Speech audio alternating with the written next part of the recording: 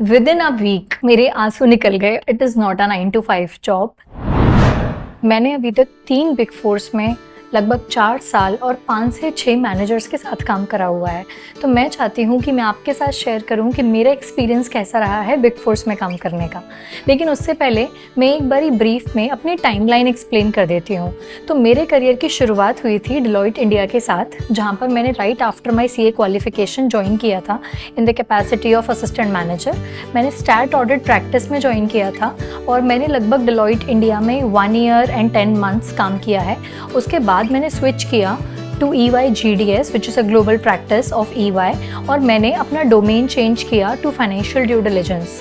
From EY GDS I moved again within 9 months to PwC STC which is again a global practice but in external audit profile which is the same profile जिसमें मैंने Deloitte में काम किया था, and I am currently working here. तो मुझे near and about 4 years complete हो चुके हैं और मैं अपना एक्सपीरियंस शेयर करना चाहूँगी इन डिफरेंट पार्ट्स जो लोग सुनना पसंद करते हैं बिग फोर्स के बारे में, जैसे कि सैलरीज कैसी होती हैं, प्रमोशन का क्या क्राइटेरिया होता है, वर्क एक्सपोजर या लर्निंग कैसी है, वर्कलोड कैसा रहता है। तो चलिए शुरू करते हैं इस वीडियो को। तो सबसे पहले मैं शुरू करती हूँ बताने के लिए कि मेरी लर्निंग का एक्सपीरियंस कैसा रहा। तो जब मैंने जॉब ज्वाइन किया था, as I told you, I started my career with Deloitte. तो मैंने आर्टिकलशिप एक्सपीरियंस भी मेरा पूरा पुराना ऑडिट में ही लग रहा था कि अगर मैं अपना 100% दूंगी तो मुझे इतनी डिफ़िकल्टी नहीं होगी बिग फोर में एडजस्ट करने में। But believe me when I say this, within a week मेरे आंसू निकल गए और मुझे रियलाइज़ हुआ कि जो मेरे से एक्सपेक्ट किया जा रहा है यहाँ पर, मुझे उसका हार्डली 10 से 15% ही आता है। एंड दैट इज़ बिकॉज कि मेरी जो आर्टिकलशिप हुई थी वो एक मिड साइज़ फर्म में हुई थी।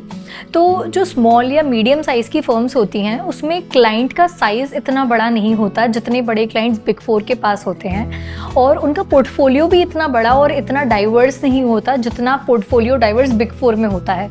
तो जब मैंने ज्वाइन किया था तो मुझे आते ही बहुत बड़ा क्लाइंट मिल गया था करने के लिए, तो थोड़ा सा डॉन्टिंग एक्सपीरियंस था, थोड़ा ओवरवेलमिंग हो गया था। बट आई वुड से कि लर्निंग बहुत ज़्यादा थी, and that is mainly because of 2 reasons। सबसे पहला रीज़न ये था कि मुझे जो टीम मिली थी that was very supportive, they treated me like a child. तो मुझे अगर कोई भी डाउट होता था, I used to reach out to those guys, I reach out to my senior, and वो लोग मुझे हमेशा रेडी रहते थे बताने के लिए। So that inculcate into me learning behaviour. और दूसरी बात ये है कि मुझे खुद भी विलिंगनेस टू लर्न थी, जिसकी वजह से मैं वो चीज़ सीख पाई। बट हाँ, टीम का इसमें ज़्यादा कंट्रीब्यूशन है, क्योंकि जब मैं डिस्कस करती थी और न्यू जॉइनर्स के साथ जिन्होंने मेरे साथ ज्वाइन किया है, तो उनका एक्सपीरियंस मेरे जितना अच्छा नहीं था, क्योंकि आपको कई बारी ऐसी टीम्स नहीं मिलती हैं जो आपकी लर्निंग के लिए टाइम दें। They only expect from you, but वो आपकी ग्रोथ में उतना कंट्रीब्यूट नहीं कर पाती, क्योंकि वो लोग इतने ज़्यादा बिजी होते हैं काम करने में कि दूसरे को नर्चर करने का या दूसरे को कोच करने का इतना टाइम नहीं मिलता। सो आई वुड से कि अगर आप बिग फोर में काम करते हो तो लर्निंग नो डाउट इतनी ज़्यादा होती है जो आपकी मीडियोकर फर्म्स में नहीं होती, because you get to apply those bookish knowledge जो आपने CA फाइनल के एग्जाम्स में पढ़ी होती है कि वो प्रैक्टिकल लाइफ में कैसे अप्लाई होगी। मैंने जो ऑडिट के CA फाइनल के एग्जाम्स में जब मैं पढ़ती थी तो मुझे लगता था ये सब रियल लाइफ में होता है क्या, हम तो ऐसा ज़्यादा कुछ नहीं करते हैं, मतलब ऑडिट प्रोसीजर्स भी नॉर्मल से ही रहते हैं। But when I joined big force मुझे रियलाइज़ हुआ कि एक एक चीज़ जो ऑडिट स्टैंडर्ड्स लिखे हुए हैं, जो प्रोसीजर्स लिखे हुए हैं, those are applied in real life. तो लर्निंग के मामले में आई वुड रेट कि big four is a 5 star, और आपको लर्निंग इतनी हो जाएगी, इतनी हो सकती है that you emerge as a amazing professional. Next हम लोग बात करते हैं सैलरीज़ के बारे में। तो बहुत लोग जानना चाहते हैं कि बिग फोर में सैलरीज़ कैसी होती हैं। ऑलमोस्ट ये बहुत ही पॉपुलर ओपिनियन है कि big four give very handsome salaries, and which is true. मतलब अगर आप ज्वाइन करते हो right after your CA qualification या फिर राइट आफ्टर योर मास्टर्स, तो इतना स्कोप नहीं होता नेगोशिएशन का। मैं अगर अपनी बात करूँ, I was placed into Deloitte right from my CA campus placement, ICI campus placement. तो जो इंडस्ट्री एवरेज था वही हम लोगों को ऑफर किया गया था, and we joined the job with for that package. उसके बाद लेकिन जो आपके पैकेजेस रहते हैं, जो आपका CTC रहता है, that totally depends on how you are performing. तो ऐसा होता है कि जब आप ज्वाइन करते हो तो सारे न्यू जॉइनर्स का एक ही पैकेज होता है, but when you work in that organisation depending on what is your rating, what is your performance and आपका कितना अच्छा स्किल सेट है, उसके बेसिस पे, आपकी रेटिंग्स के बेसिस पे आपका आगे जाने वाला CTC या फिर आपका पैकेज डिसाइड होता है। तो वहाँ पर वेरिएशंस आ जाता है डिपेंडिंग ऑन परफॉर्मेंस। सिमिलरली जब आप बिग फोर्स में स्विच करते हो विद इन बिग फोर्स, तो दो चीज़ें मैटर करती हैं। पहली बात तो आपका इंटरव्यू कैसा गया है, तो इंटरव्यू अच्छा जाता है, दैट्स इंटरव्यूअर कैन आइडेंटिफाई कि आपने कितना स्किल सेट एक्वायर किया है अपनी पुरानी कंपनी से। और दूसरी बात डिपेंड करती है कि आपकी नेगोशिएशन स्किल्स कितने अच्छे हैं। तो नो डाउट अगर आपका स्किल सेट बहुत अच्छा है तो you will be offered a good package, लेकिन अगर आपके नेगोशिएशन स्किल्स अच्छे नहीं है तो कहीं ना कहीं एक कॉम्प्रोमाइज़ पोजीशन हो जाती है, क्योंकि बिग फोर्स में HR भी काफ़ी स्मार्ट होते हैं, they negotiate like anything. I talk about salaries, I am pretty satisfied with what I have been paid in the past 4 years, लेकिन पैकेजेस सेम लेवल पर भी वेरी करते हैं, as I said depending upon performance, but mostly Big Four offers a very good package. You will be generally satisfied comparing your packages with others in the market, those who are not working for big fours. So next talk about work-life balance. First of all, I would like to confess that it is not a 9 to 5 job. मैंने 3 big fours में काम किया है, Deloitte, EY and PwC, और मुझे कहीं पर भी 9 to 5 जॉब वाला फीलिंग आया ही नहीं. So it is not a 9 to 5 job. It is a very demanding job. It requires a lot of your time and effort.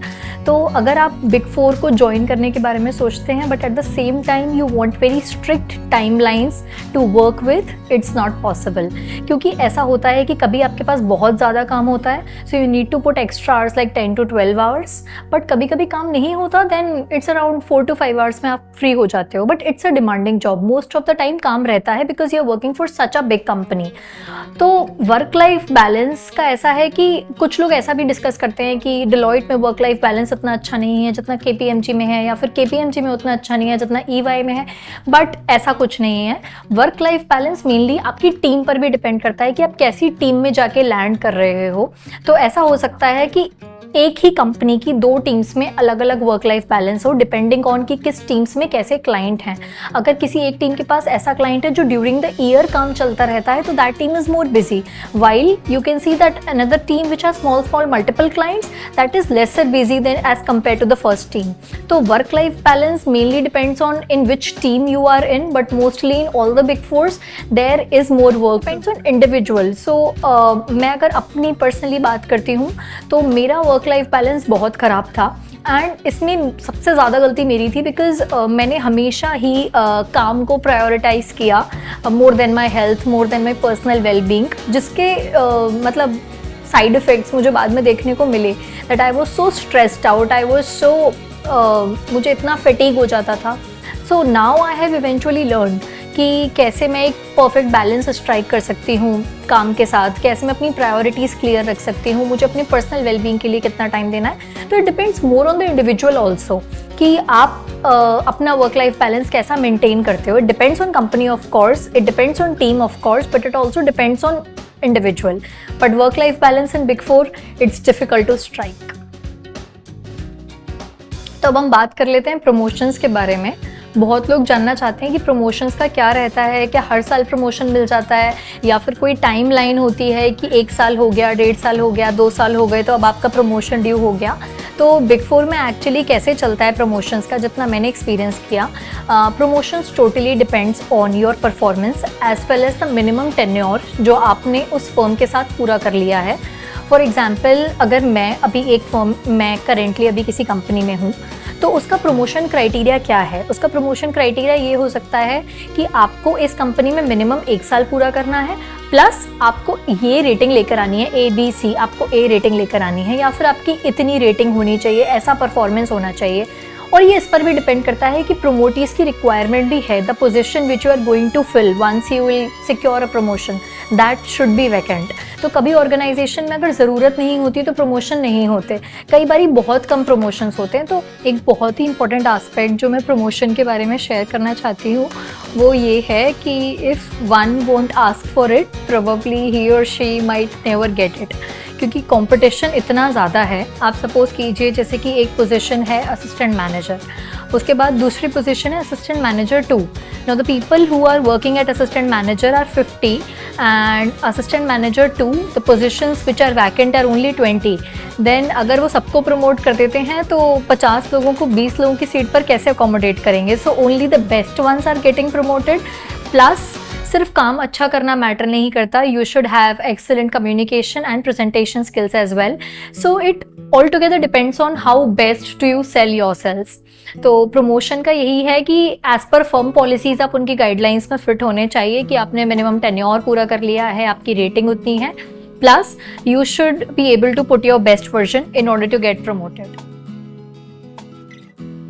जो लास्ट चीज़ है जिसके बारे में मैं बात करना चाहती हूँ that is office politics. So this is not something जो केवल बिग फोर्स में मिलती है, that is common in all firms like top 20s हो, मिड साइज हो, लार्ज साइज हो, स्मॉल साइज हो, क्योंकि there are certain set of people सब जगह पर दोज लव टू गॉसिप. लेकिन इट्स बेटर कि उनका पार्ट ना बना जाए, because once you join that gossip doing group तो it's very difficult to clean your image once you get part of it. तो अगर कहीं पर गॉसिप हो रही है ऑफिस में, if you know that some gossip is going on, तो इंटरेस्ट तो सबको आता है, but it's better to be silent और just walk away from there. और गॉसिप से करियर इम्पैक्ट होता है या नहीं होता, जैसे किसी ने आपके बारे में कोई बैक बिचिंग कर दी तो उससे कुछ आपके ऊपर परफॉर्मेंस पे इम्पैक्ट पड़ेगा, आपकी रेटिंग पे इम्पैक्ट पड़ेगा या नहीं पड़ेगा. तो मेनली जो रेटिंग्स और जो परफॉर्मेंस होती है वो कैसे मेजर करी जाती है, that is very I think transparent कि ये पॉलिसी है, इसके हिसाब से किया जाएगा. इट डजेंट इम्पैक्ट फ्रॉम कि आपके बारे में क्या गॉसिपिंग चल रही है. हाँ, कुछ इम्पैक्ट हो सकता है, but it doesn't impact in very long run. तो मैं तो यही कहूँगी कि ऑफिस पॉलिटिक्स का पार्ट मैं पर्सनली कभी बनी नहीं हूँ, नहीं बनना पसंद करूँगी. एंड आई वुड एडवाइस कि आप कोई सी भी फर्म ज्वाइन करते हैं, just stay away from office politics. So this was my entire experience working with big fours that I have shared with you. There are many other points as well जो कि हम discuss कर सकते हैं, जैसे कि इंडियन प्रैक्टिस और global practice में क्या डिफरेंस होता है, but we can make always a second video about that. और आप मुझे कमेंट करके बता सकते हैं कि आपको ये वीडियो कैसा लगा एंड आपका कोई feedback. I would love to read that. Thank you so much for your time. Bye.